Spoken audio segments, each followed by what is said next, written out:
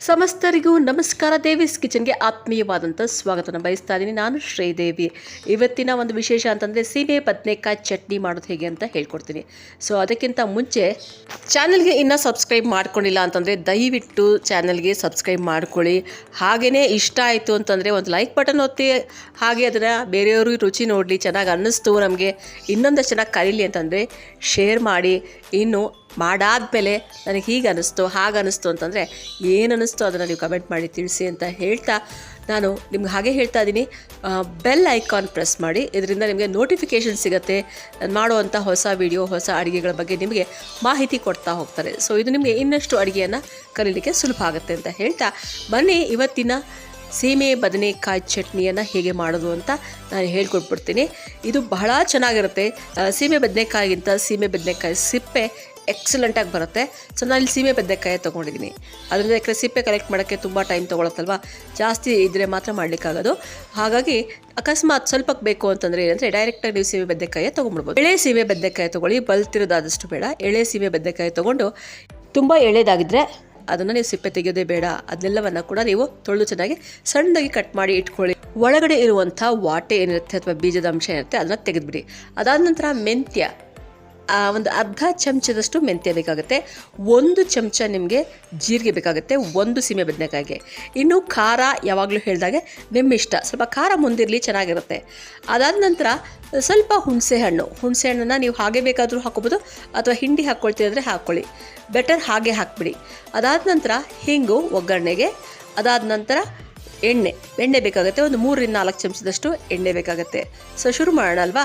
ಬಾಣಲೆಯನ್ನು ಇಟ್ಕೊಳ್ಳಿ. ಬಿಸಿಯಾದ ನಂತರ ಎಣ್ಣೆಯನ್ನು ಹಾಕಿ ನೀವು ಮೊದಲು ಅರ್ಧ ಸ್ಪೂನ್ನಷ್ಟು ಮೆಂತ್ಯವನ್ನು ಹಾಕಿ.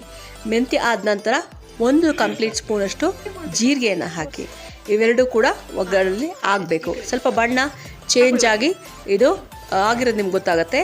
ಅದಾದ ನಂತರ ನಾವು ಏನು ಮಾಡೋದಂದರೆ ಇವಾಗಲೇ ನೀವು ಒಂಚೂರು ಹಿಂಗನ್ನು ಹಾಕ್ಬಿಡಿ. ಬಾಣಲೆಯಲ್ಲಿ ನೀವು ಎಣ್ಣೆ ಜೊತೆಗೆ ಹಿಂಗೆ ಹಾಕಿದ್ರೆ ಚೆನ್ನಾಗಿ ಹರಡ್ಕೊಳುತ್ತೆ ಘಮ. ಹಾಗಾಗಿ ಒಂದು ಸಣ್ಣ ಸ್ಪೂನಲ್ಲಿ ಒಂದು ಸಣ್ಣ 1/4 ಸ್ಪೂನಷ್ಟು ಹಿಂಗನ್ನು ಹಾಕಿ. ಈಗ ಅದಕ್ಕೆ ನೀವು ಹಸಿ ಮೆಣಸಿನ್ಕಾಯಿ, ಖಾರಕ್ಕೆ ಏನು ತೆಗೆದಿಟ್ಕೊಂಡಿರ್ತೀರ ಅದನ್ನು ತೊಟ್ಟು ಬಿಡಿಸಿದ ಹಸಿ ಮೆಣಸಿನ್ಕಾಯನ್ನು ಹಾಕಿ. ಖಾರ ನಿಮಗೆ ಬಿಟ್ಟಿದ್ದು ಅಂತ ಹೇಳಿದ್ದೀನಿ. ಹಾಗೆಯೇ ಒಂದು ಎಚ್ಚರಿಕೆ ಏನಪ್ಪ ಅಂತಂದರೆ ಇದು ಸಿಡಿಯುತ್ತೆ. ಹಾಗಾಗಿ ತಕ್ಷಣವೇ ನೀವು ಸೀಮೆ ಬದನೆಕಾಯಿ ಹೋಳುಗಳನ್ನ ಅದರ ಮೇಲೆ ಹಾಕಿಬಿಡಿ. ಹಾಕಿದ ನಂತರ ಅದನ್ನು ನೀವು ಬಾಡಿಸ್ತಾ ಹೋಗಿ. ಸಾಕಷ್ಟು ನೀರು ಕಮ್ಮಿ ಹಾಕ್ಕೊಂಡು ಎಣ್ಣೆಯಲ್ಲೇ ಇದನ್ನು ಬಾಡಿಸ್ಕೊಂಡ್ರೆ ತುಂಬ ರುಚಿ ಬರುತ್ತೆ. ಆದರೆ ಏನಂದರೆ ಎಣ್ಣೆ ಜಾಸ್ತಿ ಬೇಕಾಗುತ್ತೆ. ಅದಕ್ಕೆ ನೀವೇನು ಮಾಡಬಹುದು ಅಂತಂದರೆ ಸ್ವಲ್ಪ ನೀರು ಹಾಕ್ಕೋಬಹುದು. ಮೊದಲಿಗೆ ಎಣ್ಣೆಲಿ ಚೆನ್ನಾಗಿ ಫ್ರೈ ಮಾಡ್ಕೊಳ್ಳಿ ಇದನ್ನು. ಅದಾದ ನಂತರ ಇನ್ನೂ ಬೇಯಬೇಕು. ಆ ಹಸಿ ಅಂಶ ಹಾಗೆ ಇರುತ್ತಲ್ಲ, ಹಾಗಾಗಿ ಸ್ವಲ್ಪ ನೀವು ನೀರನ್ನು ಒಂದು ಸ್ವಲ್ಪ ತುಂಬ ಹಾಕಬೇಡಿ, ಸ್ವಲ್ಪ ನೀರನ್ನು ಹಾಕಿ ಬೇಯಿಸ್ಕೊಳ್ಳಿ. ಅದಕ್ಕೂ ಮುಂಚೆ ಉಪ್ಪು ಹಾಕಿ, ಅದರಲ್ಲಿ ಎಷ್ಟು ಬೇಯುತ್ತೆ ಅಂತ ನೋಡೋಣ. ಸೊ ಈಗ ರುಚಿಗೆ ತಕ್ಕಷ್ಟು ಉಪ್ಪನ್ನು ಹಾಕಿ ಮತ್ತೆ ಬಾಡಿಸಿ. ಇದಾದ ನಂತರ ಎಷ್ಟು ಬೆಂದಿದೆಯೋ ನೋಡಿಕೊಂಡು ನೀವು ಒಂದೇ ಒಂದು ಹೋಳನ್ನು ತೆಗೆದು ನೋಡಿದ್ರೆ ಗೊತ್ತಾಗುತ್ತೆ ನಿಮಗೆ ಎಷ್ಟು ಅಂಶ ಬೆಂದಿದೆ, ಇನ್ನೆಷ್ಟು ಅಂಶ ಬೇಕಾಗುತ್ತೆ ಅಂತ. ಅದನ್ನು ಆಧರಿಸಿ ನೀವು ಸ್ವಲ್ಪ ನೀರು ಹಾಕಿ, ಜಾಸ್ತಿ ಹಾಕಬೇಡಿ, ಸ್ವಲ್ಪ ನೀರು ಹಾಕಿಬಿಟ್ಟು ಚೆನ್ನಾಗಿ ಅದನ್ನು ಮತ್ತೊಮ್ಮೆ ಬಾಡಿಸ್ಕೊಳ್ಳಿ. ಬಾಡಿಸಿದಾದ್ಮೇಲೆ ಒಂದು ಪ್ಲೇಟು, ಚೆನ್ನಾಗಿರೋವಂಥ ಒಂದು ಪ್ಲೇಟು, ಗಟ್ಟಿಯಾಗಿ ಏರ್ ಟೈಟ್ ಆಗೋವಂಥ ಒಂದು ಪ್ಲೇಟ್ನ ತೊಗೊಂಡು ಅದರ ಮೇಲೆ ನೀವು ಮುಚ್ಚಿಡಬೇಕು. ಅದಕ್ಕೂ ಮುಂಚೆ ನಾನು ಮರ್ತೋದೆ ನೋಡಿ, ಹುಣಸೆಹಣ್ಣು ಕೂಡ ಇದಕ್ಕೆ ಹಾಕ್ಬಿಡಿ. ನೀವು ನಾನು ಹೇಳಿದ್ರೆ ನೆನೆಸ್ಕೊಂಡ್ರೆ ನೆನೆಸಿ ಹಾಕ್ಬೋದು. ಬೇಡ ಅಂತಂದರೆ ಹಾಗೆಯೇ ಒಂದು ಚಿಟ್ಕ ಅಂದರೆ ಒಂದು ಸಣ್ಣ ಗಾತ್ರದ ಹುಣಸೆಹಣ್ಣು ಕೂಡ ಅದಕ್ಕೆ ಹಾಕ್ಬಿಟ್ರೆ ಚೆನ್ನಾಗಿ ಬರುತ್ತೆ. ಸೊ ಹಾಗಾಗಿ ಸಣ್ಣ ಗಾತ್ರದ ಹುಣಸೆಹಣ್ಣನ್ನು ಹಾಕಿದ್ದೀನಿ. ಹಾಕಿದಾದ ನಂತರ ನೋಡಿ ಇಷ್ಟೇ ಚೂರು ನೀರು ಏನು ಹಾಕಿದ್ದೀನಿ ಅಷ್ಟೇ ನೀರು ಸಾಕಾಗುತ್ತೆ. ಪ್ಲೇಟ್ ಮುಚ್ಚಿಬಿಡಿ, ಸಿಮ್ಮಲ್ಲಿಟ್ಬಿಡಿ. ಸಿಮ್ಮಲ್ಲಿಟ್ಟು ಸ್ವಲ್ಪ ಹೊತ್ತಾದ ನಂತರ ತೆಗೆದು ನೋಡಿದ್ರೆ ಈ ರೀತಿ ಆಗಿರುತ್ತೆ ನೋಡಿ. ಈಗ ಬೆಂದಿದೆ. ಸೊ ಸಂಪೂರ್ಣವಾಗಿ ಇದು ಬೆಂದಿದೆ. ಇನ್ನೇನು ಮತ್ತೆ ನೀರು ಹಾಕೋದು ಬೇಡ. ನೀರೆಲ್ಲ ಆವಿಯಾಗಿ ಅದು ಬರೀ ಸ್ವಲ್ಪ ನೋಡಿ ತೇವಾಂಶ ಮಾತ್ರ ಉಳ್ಕೊಂಡಿದೆ ಅಷ್ಟೇ, ನೀರಿಲ್ಲ ಈಗ. ಸೊ ಈ ರೀತಿ ಆದ ನಂತರ ನೀವು ಸ್ಟವನ್ನು ಆಫ್ ಮಾಡಿಬಿಟ್ಟು ಸ್ವಲ್ಪ ಹೊತ್ತು ನೀವು ತಣಿಲಿಕ್ಕೆ ಬಿಡಬೇಕು. ಬಿಸಿಯಲ್ಲಿ ನೀವು ರುಬ್ಲಿಕ್ಕೆ ಹೋಗಬೇಡಿ, ಕಂಪ್ಲೀಟಾಗಿ ಆರಬೇಕಿದು. ಆರಿದ ನಂತರ ನೀವು ಅದನ್ನು ರುಬ್ಕೋಬೇಕಾಗತ್ತೆ. ಸೊ ಈಗ ಆಗಿದೆ, ಇದನ್ನು ನೀವು ಬಿಟ್ಬಿಡಿ. ಆರಿದ ನಂತರ ಇದನ್ನು ನೀವು ಮಿಕ್ಸಿ ಜಾರ್ಗೆ ಹಾಕ್ಕೊಳ್ಳಿ. ಈಗ ಮಾತ್ರ ಯಾವುದೇ ರೀತಿ ನೀರು ಹಾಕೋ ಹಾಗೆ ಇಲ್ಲ. ಸೊ ಈಗ ನೀವು ಮಿಕ್ಸಿಯಲ್ಲಿ ನೀವು ಅದು ನುಣ್ಣಗೆ ಆಗೋವರೆಗೂ ರುಬ್ಕೊಳ್ಳಿ. ನುಣ್ಣಗೆ ಇಷ್ಟಪಡೋದಾದರೆ ನುಣ್ಣಗೆ ಮಾಡ್ಕೊಳ್ಳಿ. ಕೆಲವರು ಇರುತ್ತೆ ಸ್ವಲ್ಪ ತರಿ ಇದ್ದರೆ ಚೆನ್ನಾಗಿರುತ್ತೆ ಅನಿಸುತ್ತೆ. ಸೊ ನೀವು ಹಾಕಬೇಕಾದ್ರೆ ರುಬ್ಬೋದು. ನಾನು ನುಣ್ಣಗೆ ರುಬ್ಬಿದ್ದೀನಿ. ಸೊ ನುಣ್ಣಗೆ ರುಬ್ಬಿದ ನಂತರ ಇಲ್ಲಿ ಚಟ್ನಿ ಹದ ಬಂತು. ತುಂಬ ಜನ ಕೇಳ್ತಾರೆ, ಈ ಥರ ಚಟ್ನಿಗೆ ನೀವು ಕಾಯಿ ಹಾಕಲ್ವಾ ಅಂತ. ಖಂಡಿತ ಇದಕ್ಕೆ ಕಾಯಿ ಬೇಕಾಗೋದೇ ಇಲ್ಲ.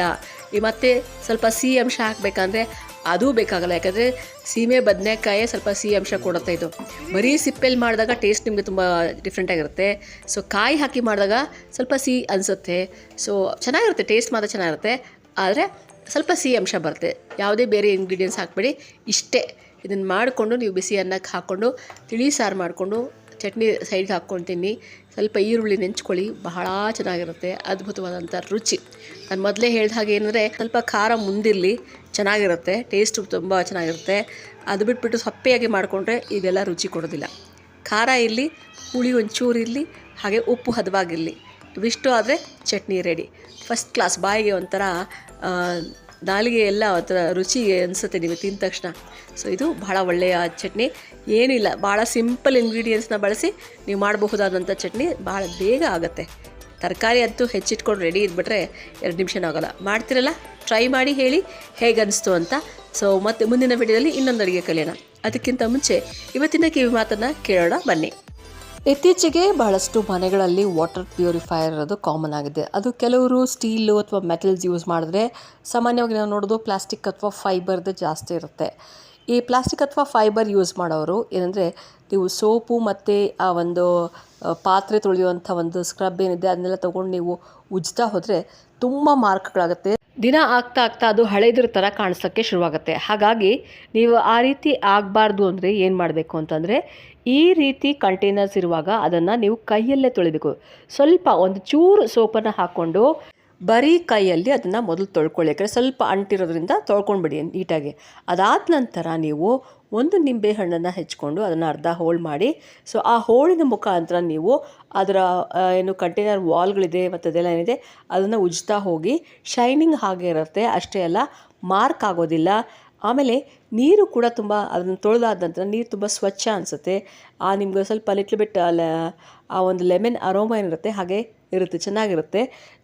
ತುಂಬ ನೀರು ತುಂಬ ಟ್ರಾನ್ಸ್ಪರೆಂಟಾಗಿ ಕಾಣುತ್ತೆ, ಯಾಕಂದರೆ ಮಾರ್ಕ್ ಇರಲ್ವಲ್ಲ, ಅದು ಕ್ಲೀನ್ ಕೂಡ ಆಗುತ್ತೆ. ಹಾಗಾಗಿ ಟ್ರಾನ್ಸ್ಪರೆಂಟಾಗಿ ಕಾಣಿಸುತ್ತೆ ಅಂತ ಹೇಳ್ತಾ ಇವತ್ತಿನ ಕಿವಿ ಮಾತನ್ನು ಮುಗಿಸ್ತಾ ಇದ್ದೀನಿ. ಟ್ರೈ ಮಾಡಿ ನೋಡಿ, ನಿಮ್ಗೆ ಹೇಗೆ ಅನಿಸ್ತು ಅಂತ ಹೇಳಿ. ಓಕೆ, ಮರೀದೆ ಚಾನಲ್ಗೆ ಸಬ್ಸ್ಕ್ರೈಬ್ ಮಾಡ್ಕೊಳ್ಳಿ. ಮುಂದಿನ ವೀಡಿಯೋದಲ್ಲಿ ಮತ್ತೆ ಸಿಗ್ತೀನಿ. ನಾನು ಶ್ರೀದೇವಿ. ನೋಡ್ತಾ ಇರಿ, ಇದು ದೇವೀಸ್ ಕಿಚನ್. ಅಡುಗೆ ಕಲಿಯೋರಿಗೋಸ್ಕರ ಮಾಡಿರುವಂಥ ಒಂದು ವಿಶೇಷವಾದಂಥ ಪ್ರಯತ್ನ.